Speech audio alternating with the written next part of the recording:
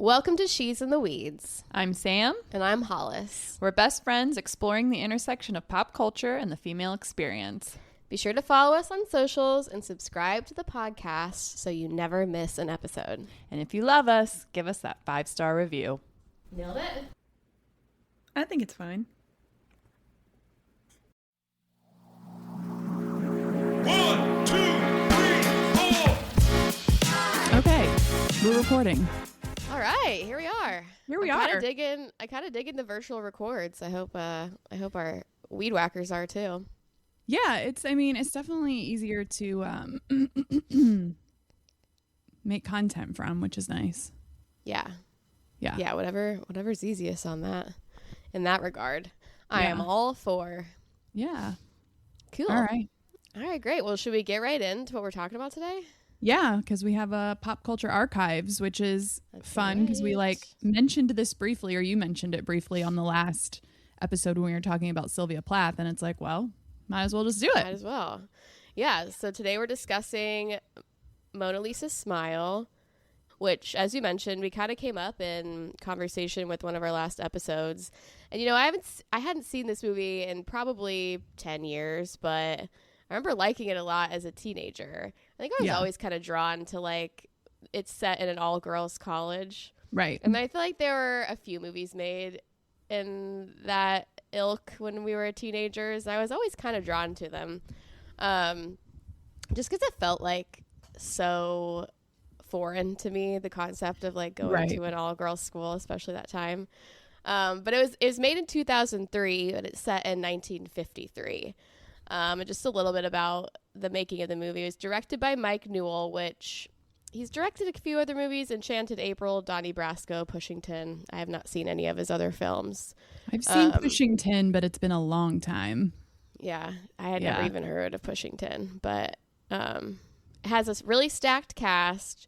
The Julia cast, Roberts, incredible. Yeah, really great cast. Julia Roberts, obviously, our main protagonist. Kirsten Dunst, Julia Stiles, Maggie Gyllenhaal, Marcia Gay Harden, Jennifer Goodwin. I think it's Jennifer. Maybe it's Jennifer. It's spelled with a G, though. I don't know. I think it's Jennifer, isn't it? It's not like Gillian and Jillian, is it? Well, that's what I thought. I was like, maybe it's Jennifer, but that doesn't make sense. I don't think so. I could be wrong, but I don't think so. Maybe she goes by Guinea. I don't know. But it's Gillian Welch. It's not Gillian Welch. No, I know. Welch, Gillian and Jillian, I do think there's a distinction between the hard and soft G, but I don't think with Jennifer. But I don't know. Maybe it's Jennifer. Anyways, we'll get to the bottom of that, guys. So a lot of great actresses. We got Topher Grace and Eben Moss, who is Desi in Girls. Oh my God. I was watching it and he pops up on the screen and I'm like, at first I didn't think anything. And then after about 30 seconds, I go, who is this? I know this face. Yeah. And I had to look it up and I was like, Desi! I know. He does look very different. He looks very young and fresh-faced. And he plays kind of like a sweet nerd, sort of. So not his uber cool hipster version that we're used to seeing. And then Dominic West, who plays one of the love interests, who is from The Wire. That's what I know him from, at least. And he's in a movie with Devil Wears Prada. Too. Who's in The Devil Wears Prada? He's sexy guy. Hot, sexy guy, isn't he? Different guy. He's in a movie with Sandra Bullock. Bill Dunbar. The teacher? They look similar. That's but not him? That's not lion hair. But they do look kind of similar. Yeah, I thought that was him. Yeah. And so Mona Lisa Smile, the title, is playing off of, obviously, the painting The Mona Lisa, where she has this mysterious smile, kind of representing how women pretend to be happy in traditional gender roles. And just another little fun fact, Julia Roberts received a record $25 million for her performance in this, which was the highest ever earned by an actress at that time. So wow. And this was in 2003? Mm-hmm. So kind of kind of fitting, considering the subject matter of the film too. Yeah, absolutely. Like, what do you mean you're not going to pay me? Yeah, I did think exactly. it was interesting too how, you made that comparison when we were talking about Sylvia Plath. And this movie takes place in 1953, which is the same year that Sylvia went to New York, and like is the year that the bell jar starts. Yeah, which that is kind of a It's an fascinating interesting connection, parallel. which I didn't realize. Yeah. 'Cause Yeah. I honestly thought this movie was set a few, like maybe even a decade Earlier. earlier. Yeah. Yeah. So But it had been a while. So, but yeah. So I wonder came out if her 2000 story inspired any of it. I mean, it could definitely have played a part. There's just a lot of parallels. Yeah. Yeah. Yeah. So it came out in 2003, set in 1953. So 50 years post the setting of the story, I think, which is also kind of, an interesting significance. Yeah. It was, mixed reviews from critics, mostly because we do have to point out the historical inaccuracy of the film. So it's set in Wellesley College, which is a real college. It's one of the Seven Sisters, which is this group of, 7 higher ed kind of elite colleges, all women colleges. And so it's set in a real place, which I thought was an interesting choice because the critique of the film is that it is so wildly inaccurate because they depict this college as being very conservative, conformist, which is actually not the case at all. Famous feminist Gloria Steinem heavily criticized the film. She was quoted as saying, "The film's depiction of private women's liberal arts colleges in the 1950s New England is mostly fantasy. These colleges had been founded to empower women from the very beginning." So these really were places of education where women could go and get an education equivalent to men's, which in the movie it's very much depicted as this is almost like finishing school. You know, they go here as something to kind of like fill their time before they go and fulfill their ultimate life's journey, which is getting married, which is really not the case. So I did find it interesting that why they didn't just make a fictional school and just create a new name. Like, why did they go with the actual school? Because it is kind of messed up to portray it so inaccurately, if that's the case. Yeah, they could have easily just been like, she's at Wesley, or yeah, they could have made one up for sure. I do find it interesting though, because there was a lot of talk about that when I did the research for Sylvia Plath, and this wasn't coming from like a fictional movie or TV. I mean, this was coming from people that were talking about it, like people that experienced it, and historians talking about how a lot of women that went to Smith College, where she went, that is how they treated it. And I think, yeah, and I think it's interesting because even if that wasn't necessarily like the intention behind the school and the staff, I still think like all of that societal influence and institutional barriers and expectations, I think that was it still existed for sure. Yeah, so I understand that criticism for sure, but I also think it's not necessarily untrue that that was taking place. Oh, for sure. And I think that was, I think that was the expectation of women, even women in college, maybe if it wasn't strictly from the school itself. Right. That like they are still, I mean, crazy barriers to women's access to all types of things. And they were all kind of still expected to get married and fulfill their womanly duties. Right. And I also feel like the school in this film is almost symbolic of society. Yes, yeah, for sure. Where it's like if they had just changed the name, I feel like it wouldn't have been an issue. No, for sure. Yeah. But it's that people at Wellesley were like, excuse me, that's not how. Yeah, and I get that. We are. Yeah. Yeah, like we don't just have one teacher that's pushing like feminist rhetoric. Yeah, exactly. Yeah. It's not just Julia Roberts. No, I know. And I think we saw that too, even, when we talk about like influence. I mean, even with Kirsten Dunst's character, like it really seemed like her mom was running the show. So it's like, even if the school and the staff is kind of setting a different expectation or trying to highlight a different path, like so many of these women were just following the role model of their mother. And I'm sure a lot of the mothers were like that. Yeah. You know? Oh, I'm sure. Yeah. And again, like, I feel like, the mother, the administration, the school are all kind of symbolic of like just the pressure you get from all perspectives in life. Yeah, you know, for sure. Political For pressure, sure. advertising, you know? Yeah. So, and then there was also, I think it is important to like make note of the claims of historical inaccuracy, but I agree with you. I don't think it, disqualifies the film from its points being valid, There's also some critique too that it's just Dead Poet Society for women. I never saw that.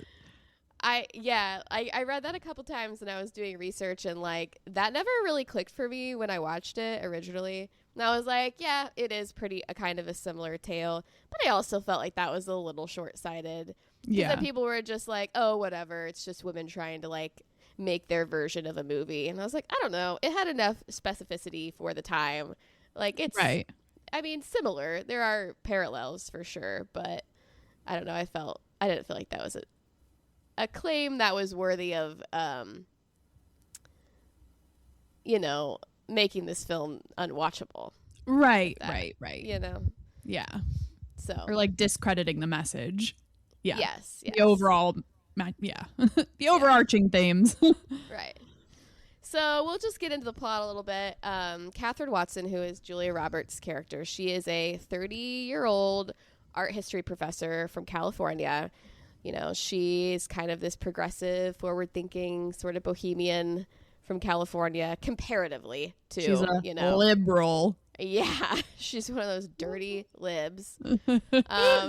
And, she takes this job as a professor, in this New England college. She, I think, has this misunderstanding of what they're doing there because she thinks it's an all-women's college, so they must be like-minded. They hired her, so obviously they want her there, meaning they want all the things she's going to bring as a professor there. She takes this job really wanting to like make a difference in these girls' lives. And although I think she maybe misunderstands what the school is like, I think she also sees it as an opportunity to like come in and make a difference and, show these girls a different point of view. She gets there and she kind of quickly realizes like the rules and restrictions of the place, how rigid it is, what all comes with like living on a campus that's an all-girls school. You have curfew. You can't have boys in certain places, and just how regimented and kind of old school it is compared to what she's used to living in. And just a little breakdown, I'm kind of drawn to this movie because the way they tell the story is like all kind of through these archetypes of women, like the 4 or 5 or 6 main characters that drive the story are all these like vastly different, but at the same time similar women, and they kind of tell stories like through their different perspectives. And I was thinking about that, about how much like I think that's a tactic with literature and movies that are written kind of geared for women that I think we're so drawn to, because growing up I think there were quite a few movies like that, and I always loved them. Like Now and Then is one that comes to mind, where there's like all these four different, very different types of girls, and you're like, because you are one of them. Yes, exactly. Yeah, it's fun to like identify with them. Yeah, like with one individually, with like characteristics of each one. Same thing with girls. I mean, Steel Magnolias, Bridesmaid, Divine Secrets of the Ollie Sisterhood, even Little Women. I mean, it's not just in movies, it's across literature too. And I also think that's why The Housewives is one of the reasons why The Housewives is so popular, because I think it does the same thing where it's like, you see yourself in these women, you get together all these very different types of women, and you watch and kind of examine how they navigate the world in different ways, and kind of helps you decide, how am I going to navigate the world and different conflicts. And then I was like really getting in my head about it, and I was like, I think women are really attracted to that because like we're forced to really consider what type of person we're going to be, because I think we're criticized and scrutinized a lot, our behaviors. Yeah. And I kind of wonder if like that's where a lot of this recent pushback of like, you know, incel behavior and cancel culture and anti-wokeness from men comes from, because for the first time ever in the last 10 to 20 years, they're finally being more scrutinized for their behavior and their and the things they say, where women have been experiencing that forever. Yes. You know, and like we seek out from day one. Yeah, we seek out shows and art like that because it helps us kind of examine our own selves and how we are going to navigate the world. And, you know, if we see it written in other people, it's easier to identify with and then decide, you know, how we're going to deal with all of these struggles that we're so highly scrutinized for. Absolutely. So, I think when you see those different characters when you have a female ensemble cast like that, where everybody is kind of a specific type, you get that sense of like validation from certain characters, but then other characters, you get a sense of perspective where you see, like you said, a different way to navigate things that can feel more attainable and more relatable when we're seeing it, you know? And so I think it makes a lot of sense that we would be drawn to that, because we're so, and I don't know if this is necessarily a good thing, but like we are so analytical and critical of ourselves too, because that's been so ingrained in us. And so, and I don't know if that's a good thing or a bad thing. I think it's helpful more than it is like an avenue for us to continue to be overly critical of ourselves, you know? Yeah, I feel like it's an opportunity for, you know, self-reflection. Yes. And, you know, which I think is always a good thing. I mean, can I get carried away a little sometimes with like being too self-critical and analytical? Yes. Where sometimes you just have to be like, it's not a big deal. You did what you did. You're going to move on. It's fine. You'll do better next time. Yes. But overall, I think that is one of, you know, our greatest attributes as women, is that we really think and care about our feelings, right? The choices we make and how they affect other people. And I'm not saying men don't do that, but I think, but they haven't had to. They haven't had to be as conscious of that as we have over the years and throughout history. And so, yes, I do think there's sometimes a fine line between, like you said, self-reflection and just sort of a mutual understanding of other women and how they navigate the world. And then that line of, becoming overly critical of ourselves. But even when we are doing that, I still think we're drawn to that. Yeah. Which that's the part that I don't know if is a good or a bad thing. You know what I mean? Yeah. We're drawn into ways to analyze and critique ourselves. Yeah. If that makes sense. That's kind of the point I was trying to make, but wasn't quite getting there. No. Agreed. And I think that's where that like gossip bit comes in, because then if we're do it for ourselves, it's easy to then project that onto other people, and you start to want to analyze others as well. Yes. So I feel like that's where a lot of the critique with especially the housewives comes in, where it's just like, who cares about these other people's fights? You know, you're just in it to watch people blow up and explode. And it's like, no, we really just want to see how they're dealing with conflict and like, you know, and analyzing that.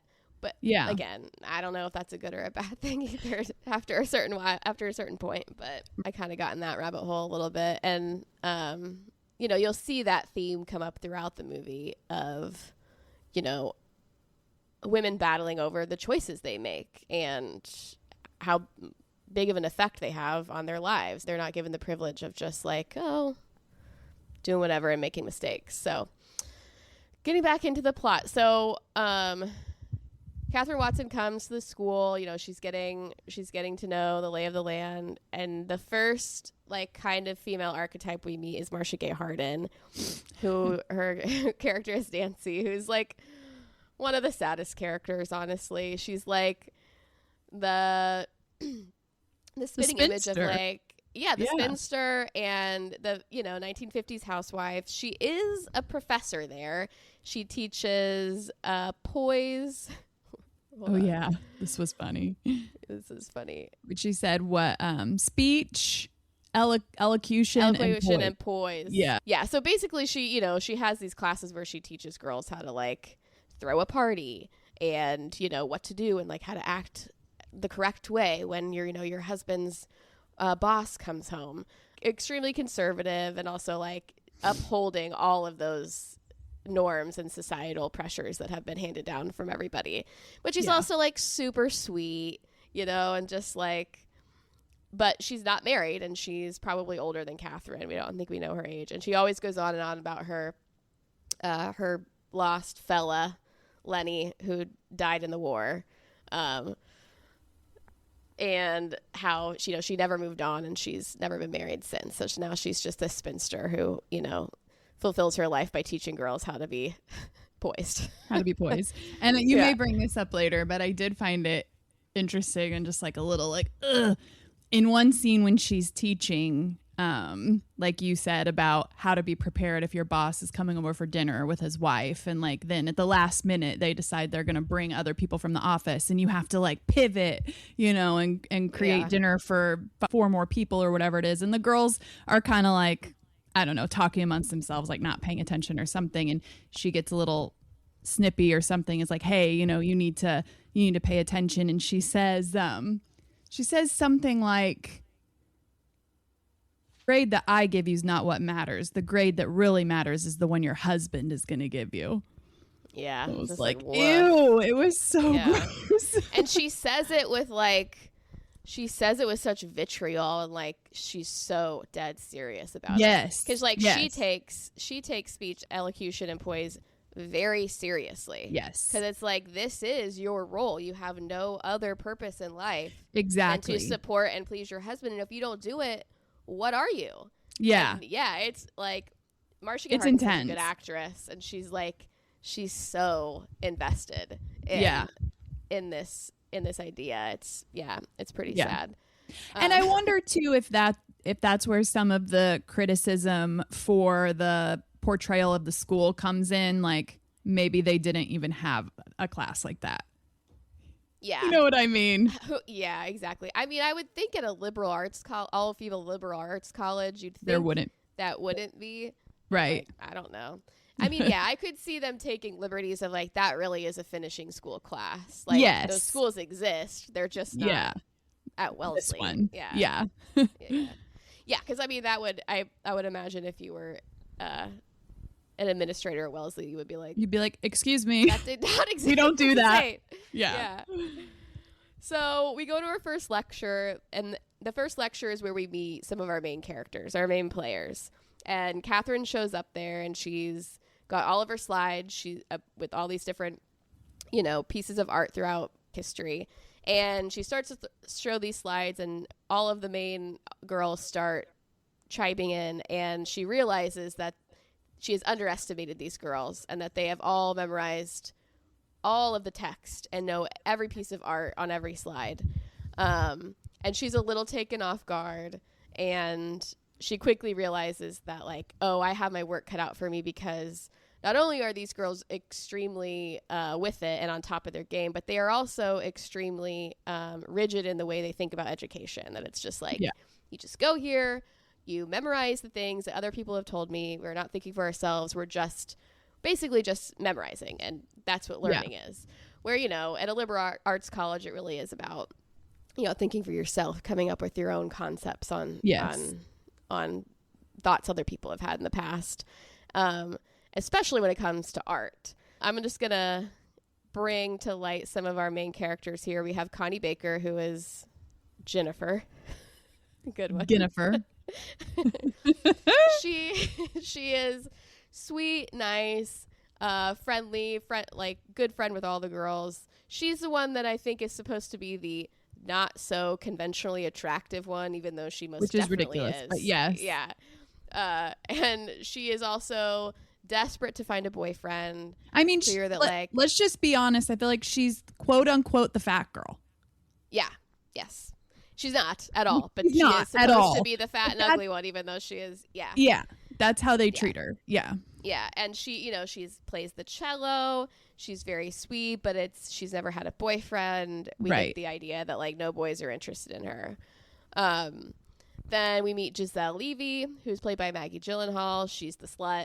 Yes. She's like the loose one who's very confident in her sexuality. She doesn't subscribe to any, traditional gender roles or norms. She likes to push the envelope, and it's clear that she doesn't have any plans for like getting married, subscribing to any societal pressures. She's also known to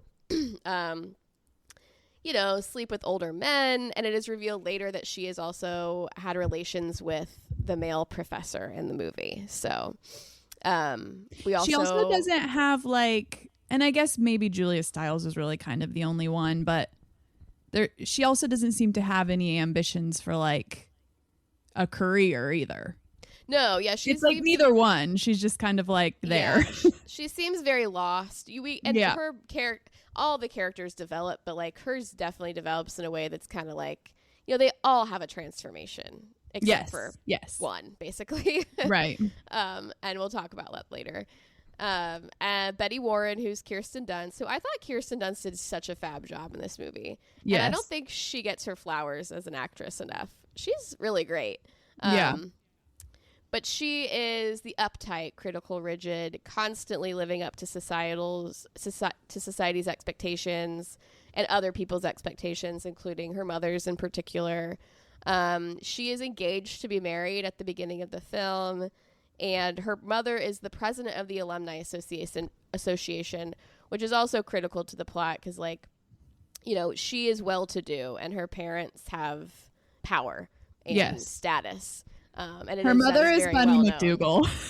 Yes, she really is. Okay, the next character, Joan, which is Julia Stiles. So she is the kind of overachieving, very involved student. She is the one that I think Catherine kind of like sees promise in. She is pre-law, but she's planning on giving that up when she gets married. She's dating somebody right now. She's in like a loving relationship. She's not engaged yet, but she's like the really good student who is thinking about pursuing a career, but is also kind of just considering dropping that as soon as she gets married. So she's kind of like, she could go either way and she could see happiness either way. And I think Catherine like maybe sees herself in her a little bit. And we'll talk more about her character a little bit later. And then the other hers character is the most interesting. I mean, Kirsten Dunst, I think so too. But I think Julia Stiles, it's the most interesting, the most surprising, and I think it's honestly kind of the one we can learn the most from. Oh, agreed. And I think hers is truly the most like feminist character, like learning lesson in this movie to me. Yeah. We'll talk. Well, we can talk about it later, but yeah. No, I totally agree. And her character kind of flies under the radar a little bit until this one scene, I think, where it really culminates, where you're like, oh wow, like this is the true meaning of what we're talking about right here. Yes. And then the other important character is Amanda Armstrong, who's the school nurse. And she's kind of the only other relatable like faculty member to Catherine. She is a lesbian.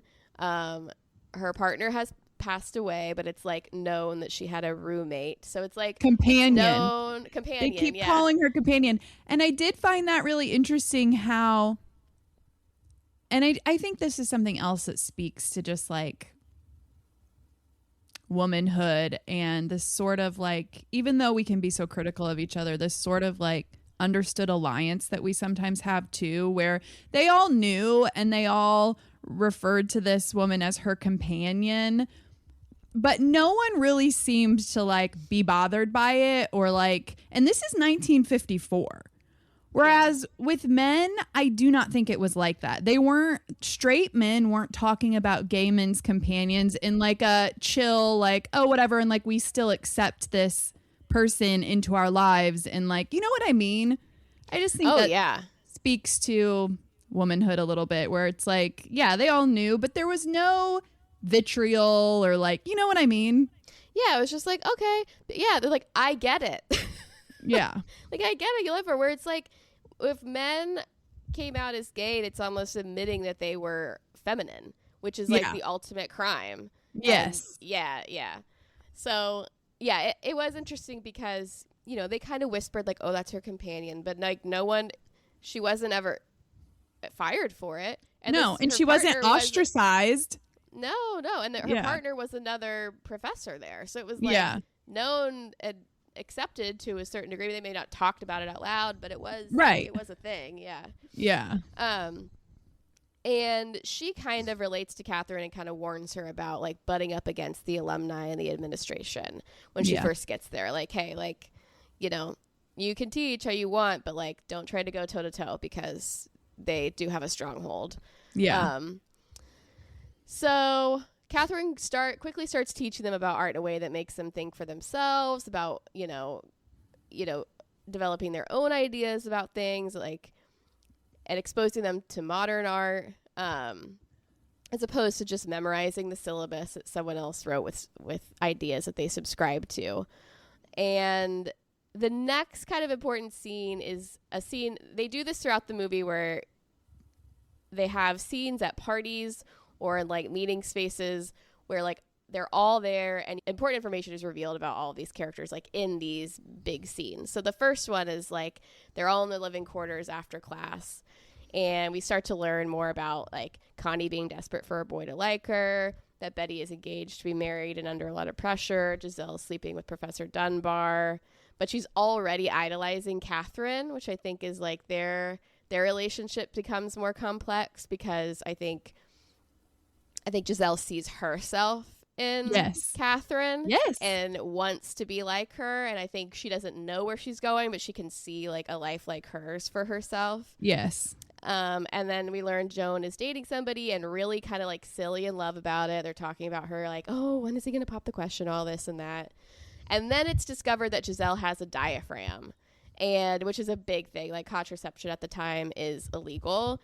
And they ask her where she gets it, and she says that like the nurse gave it to her. And Connie makes a comment about getting one, and Betty says really meanly, don't be stupid.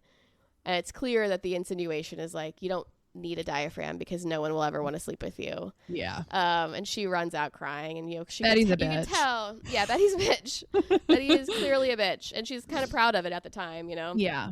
It's like, I just speak the truth. It's like, well, as a bitch, but yes. So it's clear that Connie is like really struggling with insecurity and issues driven by, you know, not living up to beauty standards and a lack of interest from men. So after this discovery of contraception, Betty writes an open letter op-ed to the school newspaper calling out that, you know, the school nurse, Amanda Armstrong, is now prescribing contraception to students, which is illegal. And it ends up... I have to stop shaking my head so much. Oh. I'm just over here like... That's okay. They said, no, I'm doing good. It's nice.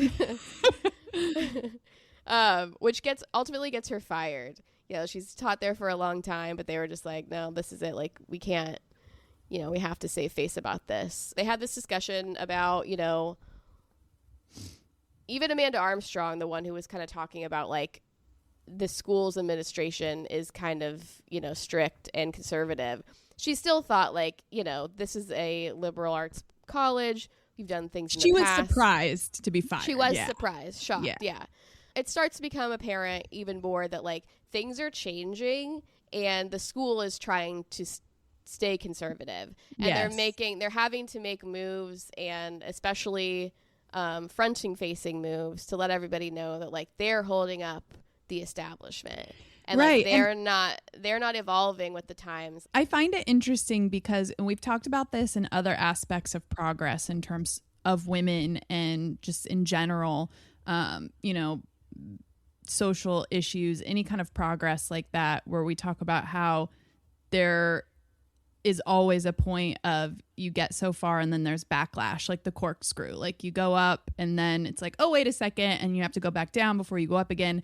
And I found it interesting. I thought of that when she was talking with Catherine about being fired, and she said, you know, if this had been a few years ago, they would have just slapped my wrist. Yeah. And I found that interesting. And I think that kind of speaks to that idea of, like you said, the times are evolving, things are changing, and the school, I feel like, is responding to that progress in that way of, oh, wait, nope, now we really have to crack down on things and stunt this progress, because you would think as you progress, like those things would become more lenient. But I feel like it was a response to the progress. Yeah, no, absolutely. And it goes to that, that concept of like systems being in control, and like people are evolving, but the systems that we're operating under aren't. Yeah. Because those systems are run by people with all the money and power who aren't evolving. Yes. They're kind of stuck in the past, hence Betty's mother, who's the head of the Alumni Association and who like has a lot of pull and swing, and she's not changing, and she doesn't want her school to change either. Right. Yeah. No, it's funny because we're still that will happen for the rest of time, probably. It's just how evolution and progress works. But yes, absolutely. Yeah, it is funny the parallels you can still see. Yeah. From then to today. But yeah. So the next thing we learn is about Joan and how she got a C on this paper from Catherine, and they have this conversation. And Catherine is really encouraging her to apply to law school, and Joan kind of reveals to her that she has no plans to apply since she's gotten engaged now. He did pop the question, and she's going to be getting married, so that's kind of the end of that track for her. Yeah, she was like, well, I don't need to go to law school anymore, or not even need. I don't really want to go to law school anymore because I'm going to be a wife and start a family, and that's what I'm going to dedicate my life to. And of course, Catherine is just like, does not compute, does not understand this. Well, because she's like, well, I'm getting married, so I'm not applying. And she's like, well, okay, so you're getting married, and then what? And she's like, I'll be married. Yeah. and Catherine says something, I think, like, well, you can do both. That's something, and I know we'll talk about it later with her kind of character arc, Jones, but no woman was doing both really back then. No, the you can have it all concept was not a thing yet. Like, no. Yeah. Yeah. At least not in that demographic. Obviously, there were women in different socioeconomic situations that had to work. So, yes, there were women working with children, but I'm talking about, we're talking about this specific kind of demographic and this sort of male-dominated career path. Women weren't getting married and becoming lawyers. Yeah. And it is important to note that like these are all privileged white women going to the most elite schools in the country with all of the opportunity and access that exists. Yeah. And who had literally this movie is all about choice, really. Yes. Like, what life are you choosing for yourself as a woman, which is also a privilege. The privilege of choice is a huge one. Yeah. Yes. Absolutely. So, important to note that. So like the next big scene where things involve is Betty's wedding. It's this huge affair. The governor's there. You meet the Joneses, who that phrase, keeping up that with was the Joneses. Funny. Yeah. You're starting to get more and more about like just how much pressure is on Betty's shoulders to be this perfect wife and this perfect woman. And you start to kind of notice things in Betty and her husband's relationship that like don't look great. We meet her husband for the first time, and it's like, obviously this isn't like a loving, deeply connected relationship. No, he's a bozo. Yeah. Oh yeah. He's a schmuck for sure. And just a dummy. Yeah. Yeah. And I'm sure it was arranged to a certain degree. But yeah. Yeah. She didn't pick him. No. Yeah. No. This is also where Giselle notices and starts to pick up on this flirtation that's happening between Catherine and Bill Dunbar. Bill Dunbar is who Giselle had been sleeping with prior, kind of still has a little something going on here and there. And he has kind of a reputation for sleeping with students, right? Yeah. Yeah. And just lots of women in general, I think, but yes, particularly students. And you can kind of start to notice a strange dynamic between the three of them because Giselle is like watching them. She's still not over him. He has kind of put the brakes on, but is like not fully put the brakes on, No, he's West Wilsoning it. Yes. He's Westing it for sure. 100%. And then Connie's dancing with this boy, and she's not even realizing that he's interested in her. She just assumes that she is so fugly that like no boy would be interested, and is just like, okay, bye. Because Betty made that comment. Betty said that he was just because he's someone's cousin, one of the girls' cousin. Betty's cousin, and she makes a nasty comment about, oh, he's just doing me a favor, like dancing to dance with Connie, because as if no one else was going to. Right. Yes. Which is not true. She just said that to be mean, I think. Yeah. And Betty's MO is projection. So like Betty is just like she's projecting unhappy. her unhappiness on everybody. Yeah. Yeah. She's like, oh, I'm going to it feels good to sabotage other people so other people feel as bad as I do. Right. In secret. Yeah. Yeah. Yeah. And we also learn poor Nancy gets drunk at the bar. Oh God. To the bartender. We also learned that poor Nancy's fella didn't die in the war. He actually got married to someone else, and she's just never moved on.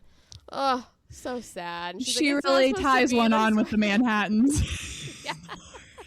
She also plays drunk so well. Yeah. Like, perfectly. That's like, hard to do. She may have just been drunk. Who knows? I think they did that sometimes. Also, I don't know if you picked up on this, but at one point, Giselle refers to one of the guys at the wedding as, he's a morsel. I didn't hear it. I died. He was like, he's a morsel. And I was like, yes, he is. A straight morsel. Straight morsel. Oh, dear. So, anyways, we learned some things at the wedding. We get back, and Catherine's warned by the administration that she is getting complaints about her teaching style. It's unorthodox. She's been showing them modern art, Jackson Pollock, which is like, God forbid. Wow. Yeah. It's also like, wow, you have access to a Jackson Pollock painting that they just unbox and the girls get a look at. I was like, man, that would be cool. Yeah. But so anyways, she gets warned by the administration, like, you got to start falling in line. Like, you can't be hanging fast and loose with this education. Like, we don't have fast, loose women here. No, we certainly don't, except for Giselle. But we just ignore that. So then at a dinner party with Betty and Joan reveals that she got accepted to law school to Betty. And Betty and Joan are like besties, you know, and Betty is kind of like, oh, we're going to live the same life. We're each going to get married. We're going to have babies together. Like we have kind of committed to each other in a way that like, this is the life we're going to have and we're going to do it together. And it won't be so miserable because we'll both be doing it. Right. So at this dinner party, she's seeing how truly in love Joan and her boyfriend are. And how truly not in love her and her husband are. And it's you can start to see it on her face that like Betty's life is like, not fulfilling.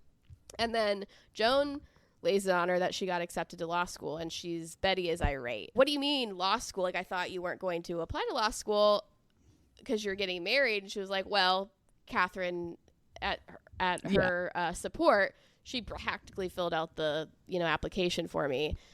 Betty's like, oh, of course. Like, how dare she, blah, blah, blah. Yeah. So Betty is irate. The idea of anyone doing something different than her just ignites, like, jealousy and anger again, just like classic projection. And meanwhile, Catherine's boyfriend visits from California, proposes to her, and she freaks out. So, which is Roger Sterling. Yeah. From I don't know his name in real life, but Roger Sterling from Mad Men. Yeah. Oh, well, Roger Sterling from Mad Men, and then is he like a senator? Or the mayor or something? I can't remember. Yeah. He's the one who wanted to pee on her, right? Yes. And just so annoying because, like, I'm sorry, but he's hotter as Roger Sterling at 65 years old than he is at 45 or whatever he is in this movie. Yeah. So annoying. He really aged well. I know. Yeah. So. And he seemed nice. Oh, he's great. He was great. And like, this is what we learn about Catherine is like, she's also running from things. Yeah. And she's also kind of living up to a certain expectation that she's made for herself of this like expectation of a feminist woman that's just like, well, I can't get married because like, what does that say about me? It's like conforming, but in a different way. And but also I thought this was interesting because she is this like feminist woman, and she has this long distance boyfriend who's Roger, whatever his name is in the movie, I don't know. And then he shows up to visit her, proposes, and this is what kind of irked me about it, where I'm like, it's like they always have to do this. She was already starting to have chemistry with the professor at her school. And I feel like that's why she doesn't marry him. It would have been one thing for her to just say, like, I didn't think we were on that track. Like, I'm not ready for this, or I didn't think this was what we were doing. But they were already having her have this flirtation with this toxic guy, which then made it seem like that's why she turned down Roger Sterling, because she's like, actually, I'm just kind of having butterflies for this toxic guy. Right. I know. And we'll talk. I mean, we could talk about it now too. I just think it is interesting that like, there is a later point in the movie too, where it's like they really start hooking up and she demands that, you know, hey, while we're doing whatever it is we're doing, you can't be sleeping with students because, you know, I don't want to be in class and like feel like I'm in competition with another woman. And I just think it's interesting how like, man, there's morals, but like only just a touch. Yeah. Like, why is he not just, you know, disqualified? And she's already having that with Giselle. Yeah. Yes, that's already happening. I know, exactly. Like, just because they're not currently sleeping together at the same time doesn't mean that's not still happening. An issue. Yeah. Yeah. And even at one point, Nancy brings it up to her and is like, why him? Why is he acceptable? And she's like, well, maybe he's not as bad as he seems. You know, and it's like, well, they always are. They always are, yeah. He is. That part was a little frustrating. It's like, why can't we just have her embody what she's supposed to be embodying? And I guess it does like play into this idea that like we've talked about before, like women are not, you know, they're fallible. They're not perfect. Yeah. So sure, okay, but it's just like, why does it always have to be this guy? Yeah. Right, I know. And, you know, he does make the point, too, later, which I think is also supposed to be, like, the arc of her character development is, like, she doesn't want the girls to conform to societal standards, but is she asking them to conform to her standard? Yes. You know, which, like, aren't we all doing that in a way? Aren't we all just living up to the expectations of whatever group we're trying to fit in with? Assimilate to, yeah. Yeah. So yeah. But yeah, we could touch on that a little bit more later. Okay, so the next big thing is they're having a class. Betty comes in mid-class and is like, everyone's like, oh, she's back from her wedding. And it's like, Catherine kind of lays down the law that like, hey, I know we're just supposed to turn the other cheek to women who are getting married and like we make exceptions. But like, if you don't come to class, you don't do the work, I'm not going to pass you. And they kind of they go toe to toe, and Betty kind of is like, there will be consequences for that, you know. So she kind of, you know, makes it clear that like, almost threatens her that like, if you don't pass me, my mom's gonna come in and fire you, basically. So they're really flexing on each other. Yes. Yeah. And then the next kind of scene where they're all together and you learn more things is Catherine gets invited to this like girls sorority kind of meetup thing. They're talking about marriage. Giselle reveals that her parents were divorced, which kind of is very telling for the way she is now. Her parents were divorced after the war, you know, at a time where divorce is very scandalous, very, very judged. It's not something people are really accepting or talk about. So it's kind of an insight into her as to maybe why she is the way she is, why she is kind of, you know, untethered in the world, seeking validation through men. Giselle brings up that Catherine got engaged over Christmas, and they're all very excited. And then she breaks the news that, like, actually, I'm not getting married. And I said no. Yeah, I said no. And it kind of brings up this idea of marriage, which is a big theme. Whether you should or shouldn't get married, she kind of encourages them, like, it's your choice. You don't have to get married, you know, like, it's up to women. Like, you can choose. You can have marriage. You can have both. Or you don't have to get married.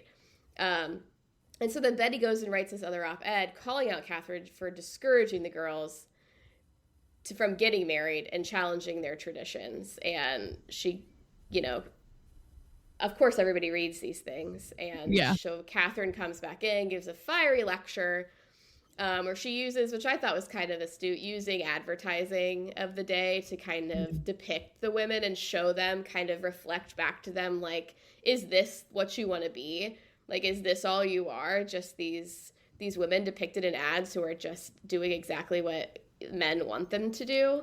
Are they fulfilling the roles that they were born to fill? Which is kind of like a powerful statement. But yeah, go ahead. Yeah, and maybe you're going to bring this up. I can't remember. I think it happened before. You know, they're in the class and they're seeing these ads, and it's like, one, I think, is just like a portrait. Like maybe it's a cold cream ad or something. It's just like a woman's face. You know, she's like maybe got a drink tray out to her husband who's on the couch. But Betty had done that photo shoot with her husband. Yeah, which is virtually the same thing. Was pretty much the same thing. So I think that was a real moment for Betty to kind of see that. Yeah, and you could see when she came into that lecture, you could tell Betty was a little sheepish, where she was like, I feel a little bad about this one, even before she showed the slides. And then, you could kind of see it on her face. She was starting to be like, I think her marriage is starting to feel not as fulfilling as she thought. And she's starting to, like, and he's pretty terrible. She's starting to connect the dots a lot. He's also, like, gone on work all the time. He's never there, you know, and he's leaving in the middle of, like, parties because he has to run off to work. And she's having conversations. City. Yeah. Like, he obviously has either a apartment in the city and they're in the suburbs, or he's going to a hotel. You know what I mean? It's also clear by the communication style that, like, he doesn't have to go right now. Right. Yes. But he's choosing to basically live this double life in the city. Yeah. Meanwhile, she's having confrontations with her mom too about this, where, like, you know, she tries to go stay one weekend with her mom while he's gone, and her mom won't let her. And, you know, she says, you live with your husband now. Like, go back home. And she's like, well, he's not there. She's like, well, I don't care. Like, basically almost like, you're not my kid anymore. You're a wife now. And it doesn't matter if things aren't great. You go home and you act like things are fine. Yeah, she says, go home, fix your face, and wait for your husband. Yeah. Gross. Really, yeah. Pretty bad. Yeah, and there is one kind of, and I don't know if this has happened yet. Maybe you're going to get to it, but that kind of heartbreaking scene where she's like, he doesn't want me. Yeah. Oh, yeah. We'll get there. Okay. Yeah. Okay. Yeah. Okay, so Connie's dating Charlie, aka Desi, and they go on this, like, getaway, and things are great. They're having the best time, a weekend away at the Cape, and they run into the Mackenzies, this couple, and Charlie's like, oh my gosh, I don't want to see them, like, I don't want them to see me. They kind of hide. And when Connie comes back and tells the girls about it, Betty's like, well, that's where boys take girls when they're embarrassed about them, the Cape. Yeah. Like, when they don't want to know, like, they're dating them, that's where they take them. And everybody's like, Betty, you're a bitch. Like, what are you doing? Come on. She also reveals Charlie was pretty much promised to this other girl, somebody Mackenzie, and it kind of clicks. She's like, oh my God, that's why he was hiding me, because he's actually dating somebody else. So Betty really plants this seed with Connie that, you know, of course, she's just like a side knew, chick. Yeah, just like she knew she wasn't pretty enough or good enough, that, like, she's just the side chick being hidden. So then this next party they go to, where more things are revealed. Nancy tells, I thought this is funny, that who did she tell this to? Oh, Nancy tells Connie that she reminds her of herself at her age, which is just like, whoa. Connie's like, no! Like, what a diss. Because they're, like, running around doing the things, and Nancy's like, you really remind me of myself at your age. She was just like, oh God. What I think we're supposed to think is weeks after, Connie runs into Charlie with another girl, and they kind of have this confrontation where she's like, oh yeah, nice to see you're with the McKinsey girl. And he's like, no, that's been over for a long time. This is a new girl, because you stopped talking to me. You wouldn't return my phone calls. And Connie kind of realizes that Betty has planted this seed, and that it wasn't true, and that, like, she knew that her cousin wasn't dating that girl, but she lied to her and told her anyway. Yeah. So they have this, like, big confrontation, and, like, you made me believe he was hiding me. And it's clear that Betty is just, you know, in a lot of pain, sabotaging everyone's unhappiness. Yeah. And she's getting pleasure out of it because she's so unhappy. You know, it's revealed that Spencer's always out of town for work. This is where she has this confrontation with her mom. Yeah, and it's just starting to unravel for old Betty. Yeah. Catherine starts dancing with Joan's boyfriend at this party where they have a conversation about like, oh, Joan got into law school. And he says some pretty gross things that like, yeah, she'll always have that. You know, just the fact that she got in. She'll always have that. And, you know, she's just like, well, what do you mean? Okay. She's like, well, obviously I got into Penn. Her boyfriend did. So they're moving to Pennsylvania. And they're going to start their life. Like, she can't go to, like, Yale. She's dropping everything to, you know, move with me and get married. That's an awful long commute to get dinner on the table by 5 p.m. is another thing he says. Ew. It's just like, yeah. You kind of get this idea in the beginning before she has that conversation with him, because Topher Grace is the boyfriend or fiance or whatever. And you kind of, in the back of your mind, you're like, maybe he's going to be cool. Yeah. Like, no, maybe he's going to support her. Yeah. And like, nope. I was just going to say, you get the impression that he's this great guy. Yeah. And that, you know, they could maybe like both live their dreams simultaneously. And it's like, no, they all just wanted it. Yeah. Yeah. He still wants his dinner at 5 o'clock. Right. Like, don't get it twisted. Okay. Yeah. You can have fun, get your little education, but get your little application. Yeah. Get your acceptance letter. We'll frame it. Yeah. We'll put it on the fridge for you, babe. We'll frame it. Oh, God.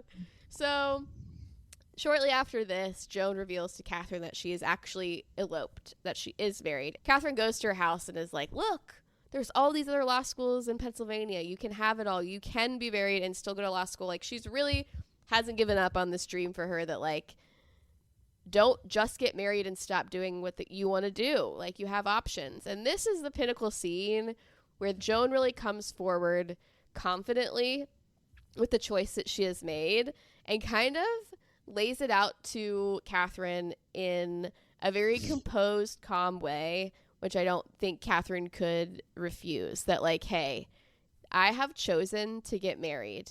I don't feel like I'm missing out on anything. Dedicating my life to being a wife and raising a family is exactly what I want. I won't regret not having a career, but I would always regret not having a family. And, you know, and she describes it in a way that, you know, you feel like she has thought about it and has made the right choice for herself. Yeah. Which I think is kind of an eye-opening moment for Catherine to be like, oh, feminism is about making a choice for what you want and women having the opportunity to make that choice. Yes. And do exactly what it is they want with their lives. And Joan has done that, and she has made her choice, and, you know, you have to respect that. Yeah. And they part ways. She, you know, kisses her on the cheek, and you feel like she walks away with a kind of like, oh, I actually learned something here, as opposed to like, absolutely. Yeah, because I think there still obviously is this underlying theme of, at that time, it's not possible for her to pursue a career as a lawyer and be the wife and mom that she wants to be. And she kind of says, and it really may not have been possible for her to do both at all. But she talks about, like, I don't want to have children and not be the one here with them raising them. Yeah. And I think part of the big realization for Catherine too is that, like, it's okay for women to choose this, and that women may actually want that over wanting to be a lawyer, because she says, you know, I'm not going to regret not being a lawyer. And Catherine says something like, I'm afraid you might. Mm-hmm. And she's like, no, what I would regret is not having a family and not being the one here with them, you know? And so, yeah, even though it may not have been like totally possible for her to do both, she's still so very steadfast in her decision and like what she truly wants. And I think for Catherine, it's like hard for her to understand that somebody may want that. Yeah. No, 100%. That to me is honestly like the most impactful scene in the movie. Absolutely. I feel like, you know, you learn the most. There is, aside like, from the bicycle scene. Yeah. There is like a true realizational moment there. So then next we see Giselle. She's out in the city making out with some old gross dude. We're like, what are you doing, Giselle? God. And she sees Betty's husband with another girl downtown. So then we come back, and they have this big blow up because they're in their room again. They're all talking, and Betty comes in and just starts confronting Giselle about being a huge slut out in the town, you know, breaking up marriages, cheating with people, and Giselle meets her with just real kindness and understanding because she knows what nobody else knows and what Betty hasn't. Betty is just now finally, I think, realizing and coming to terms with herself. And so it turns into one of those scenes where Betty's screaming at her, but then ends up breaking down and saying, you know, like, he doesn't want me. He's never wanted me. And Giselle really, you know, comforts her and holds her while she cries and breaks down. And that's kind of the end for Betty. You know, I think she's come to the full realization that, like, this has all been a charade. Like, this whole lifestyle I've bought into, I've been forced into, I see clearly now. And it's sad that it takes, you know, something like that happening to, you know, really bring some clarity on the situation. One last thing is Catherine then finds out that Bill is a liar and is a full-on surprise. She thought she was the one that could change him, and like maybe he's not so bad. Turns out he's been lying about his past. He never went to Italy, and you know, it's one of those situations where he's an Italian professor. I should get some context there, and has told her this whole story about like his past in Italy and blah blah blah. And she being in the war, stationed in Italy for the war. And that's another interesting point to bring up that parallels the Sylvia Plath story, just the time period when you're talking about this post-war era of America. People were making comments in that documentary about how women were doing all of these extraordinary things during wartime, like engineering and manufacturing, and because they had to, right? And then we enter this post-war era of like prosperity and, you know, like trying to reinstill those traditional values and like really put women back in their place. So yeah, there's a lot of talk of these men, some of the older men, of having, you know, been in the war. Like Nancy's partner supposedly dies in the war, even though we find out he doesn't. And then this professor had been stationed in Italy for the war. He was lying about it. Well, and that's why Giselle's parents broke up. He came back from the war and like he was a different person and their relationship fell apart. And like exactly. So there's some parallels there. It's interesting to hear kind of talk about how war really affects society and things like that. But anyway, that's a whole nother conversation. But yeah. So, and she confronts him and like, you know, I think she, you know, thought maybe he would change at this point, but realizes, you know, you've been lying this whole time. How can I trust you? And he kind of confronts, throws it back in her face. Classic. About this idea. Let me gaslight you. Right, exactly. This idea of conforming, like, you know, you're asking these girls to conform to your standards instead of someone else's standards, and you know, so each of these characters are confronted with something, except for Joan. Basically, I mean, she kind of was, but she was pretty, like you said, pretty steadfast the whole time with like what she wanted her life to be. I definitely think there's a little part of her that if she could have both, if it were a world where she could have both, she would take it. Oh, sure. Yeah. But it really just wasn't possible at that time for her to do both the way she would have wanted to do both. Yeah. So we're at the end of the year, we're graduating, and the final culmination is this like confrontation with Betty and her mom at like a graduation ceremony where she kind of had discussions with her mom about her husband cheating on her, and she was like, well, sorry. I know. That's what men do. That's what marriage is. Like, you're not getting a divorce. And she tells her at this like graduation ceremony, like, I filed for divorce, and in fact I'm moving in with the slut. Yeah. Giselle and I are going to be roommates, and we're going to be out on the town, Mom. Yeah. We're moving to Greenwich Village, which is like the art district of New York at the time, I'm pretty sure. Yeah. And yeah, Betty's finally had like this full culmination where she's like, I am no longer subscribing to this lifestyle. Like, I'm done. I wash my hands. And mother, if you don't want anything to do with me, then that's fine. I don't really want anything to do with you either. Yeah, get out of here, bunny. Yeah. So, you know, you're finally like, yes, Betty has seen the light. Giselle will probably be fine doing her thing. Everybody's kind of, you know, oh, Connie's gotten her man back, by the way. I forgot to mention that. She goes to his dorm and, you know, wins her guy back. So everybody's kind of resolved except for Catherine. And they're like, is she going to come back next year? Are they going to, A, are they going to let her back? Are they going to invite her back? And B, is she going to accept? And you don't really get clarity on that, do you? No. Yeah. You get at the end, they're like writing up her contract, and it's like, you can come back if you promise to do everything we say the exact way we want. And I think it's left a little open-ended about whether she's going to do that or not. I kind of get the impression that she's probably moving on. Because she does the last scene, which Sam thinks is a little clown. It kind of got me at the end. It's a little clown. Catherine's driving away for the year in a car. It's just the earnestness on all their faces. Like it's just like the. Well, and they're all in these graduation gowns. They look like nuns, right? Like a flock of nuns on bicycles. It's very Call the Midwife. Yes. They're like in their nun costumes on their bicycles. Chasing after the car to say goodbye. Nun costumes. God, sorry. You know what I mean. What'd you say? I said they're nun costumes. Like, it's not a costume. I know. It's traditional garb. Sorry. The nunnery garb.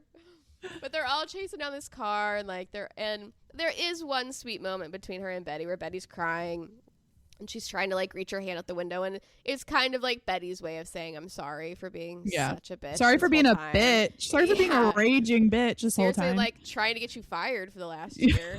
Yeah. But you know, they have a moment where like, you know, they see each other for you know who they really are, and and that's the end of the movie. They're all chasing after her on the bicycles. Yeah. Did you say that? Yeah.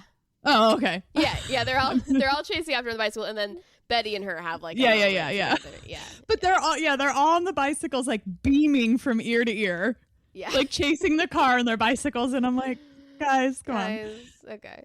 Yeah. But I did feel like they do leave it very open-ended as to whether she's going to return, because even though they've set forth all of these parameters, because like they're worried about like her being so liberal, and like they want her to come back because her class had like the highest enrollment that art history had ever had, like historically at the school for like the next year. And so they're like, okay, let's just like put these parameters in place so she can't go rogue. And there is a conversation, and I can't remember who she has it with, where the person is like, this school needs you.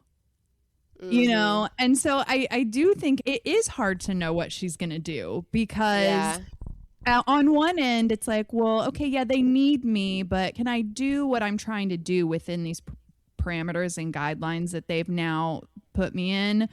Or is like, does that mean they actually need me more than ever? Right. Yeah. You know? So it's hard it's a conundrum. She's really faced yet again with another challenge of another crossroads, if you will. Yeah. I think so many of the themes that we talked about are portrayed accurately, I think. Yeah. I think it still definitely speaks accurately to, you know, the issues that women were facing and what women were going through during that time period, for sure. Yeah. It must have been such a wild time to be a woman, the 50s, because you feel like, you know, culture and lifestyle evolve, you know, years behind a lot of other development. So it's like things were changing so much mid-century, century, you know, like on the heels of like the Industrial Revolution and like all of these things progressing in industry and politics, and then like technology and the way lives operated, and women are always, you know, I feel like suffering the brunt of that, because like we talked about before, they're under the most scrutiny.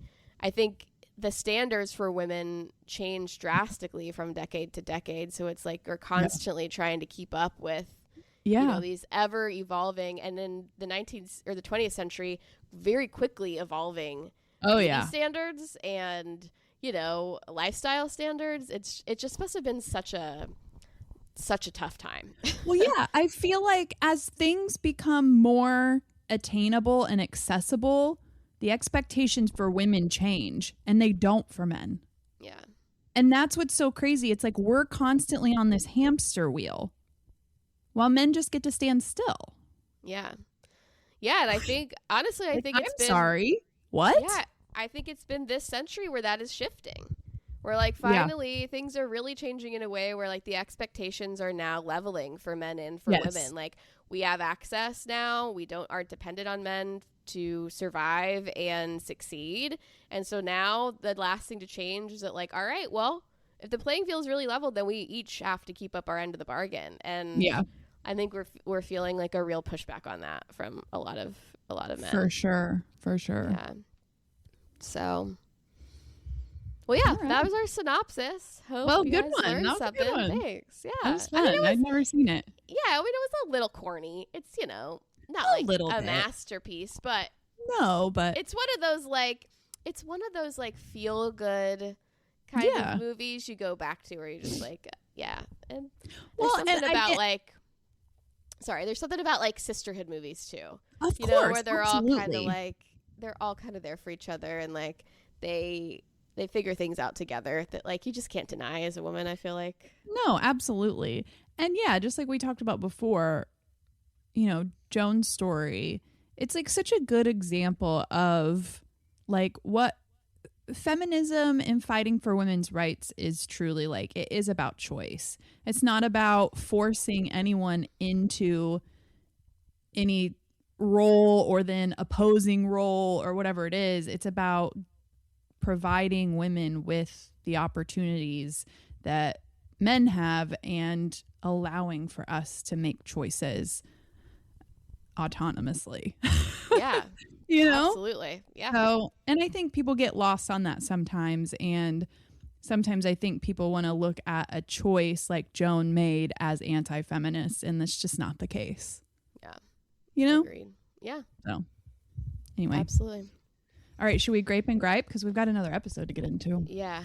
Oh, shoot. Yes. Okay. Did I come up with grapes is always the question. Okay, well, on the same theme of movies, my gripe goes out to when music gets impossibly loud at movies and TV shows. Yes.